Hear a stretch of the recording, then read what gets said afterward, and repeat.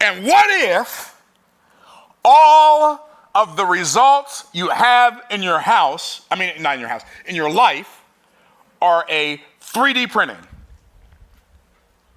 What if you 3D printed your house, your car, your relationships, your bank account, your investments? What if your mind is a supercomputer and all of the results you're producing are a 3D printout?